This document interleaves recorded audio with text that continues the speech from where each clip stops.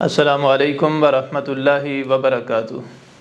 الحمدللہ رب العالمین والصلاة والسلام علی سید الانبیاء والمرسلین، اما بعد۔ ناظرین کرام، کیا آپ جانتے ہیں ام محجن کون ہیں؟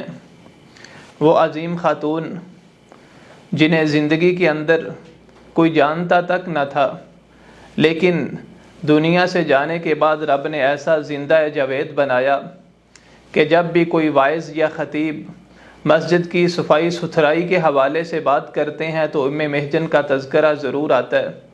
وہ عظیم خاتون جو مسجد نبوی کی صفائی کیا کرتی تھی، ایک دن اچانک فوت ہو جاتی ہیں۔ صحابہ کرام رضوان اللہ علیہم اجمعین نے نبی علیہ الصلاۃ والسلام کو بتانا بھی ضروری نہ سمجھا، بلکہ خود ان کی نماز جنازہ ادا کر کے ان کو دفن کر دیا۔ کچھ دن گزرے، نبی علیہ الصلاۃ والسلام نے پوچھا، اے میرے صحابہ، وہ بوڑھی خاتون جو مسجد کی صفائی کیا کرتی تھی وہ نظر نہیں آ رہی؟ صحابہ نے بتایا، اللہ کے رسول، وہ تو چند دن پہلے فوت ہو گئی، ہم نے ان کا نماز جنازہ ادا کر کے ان کو دفن کر دیا۔ آپ فرماتے ہیں، افلا کنتم آذنتمونی، اے میرے صحابہ، تم نے مجھے کیوں نہیں بتایا؟ ان کی فوتگی کی اطلاع مجھے کیوں نہیں دی؟ پھر آپ فرماتے ہیں، دلونی علی قبرہا، مجھے بتاؤ تم نے انہیں کہاں دفن کیا ہے؟ نبی علیہ الصلاۃ والسلام دراصل اس عورت کی فضیلت و اہمیت بتانا چاہتے تھے۔ کائنات کے امام تمام تر مصروفیات کے باوجود ان کی قبر پہ تشریف لے جاتے ہیں، قبر کے سامنے کھڑے ہیں، پیچھے صحابہ صف بنائے کھڑے ہیں، آپ ان کی نماز جنازہ ادا کرتے ہیں۔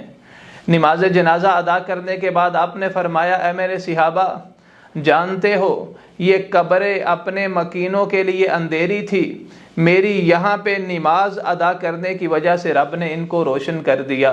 نبی علیہ الصلاۃ والسلام نے فرمایا، لا تحقرن من المعروف شیئا، کسی بھی نیکی کو معمولی مت سمجھنا، اگرچہ تیرا اپنے بھائی کو حسن اخلاق سے ملنا ہو، یا کسی کی مدد کرنا ہو، کسی پیاسے کو پانی پلانا ہو سکتا ہے یہی آپ کی نیکی آپ کے لیے ذریعہ نجات بن جائے۔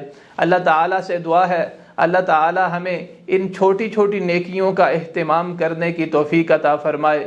وآخر دعوانا ان الحمد للہ رب العالمین۔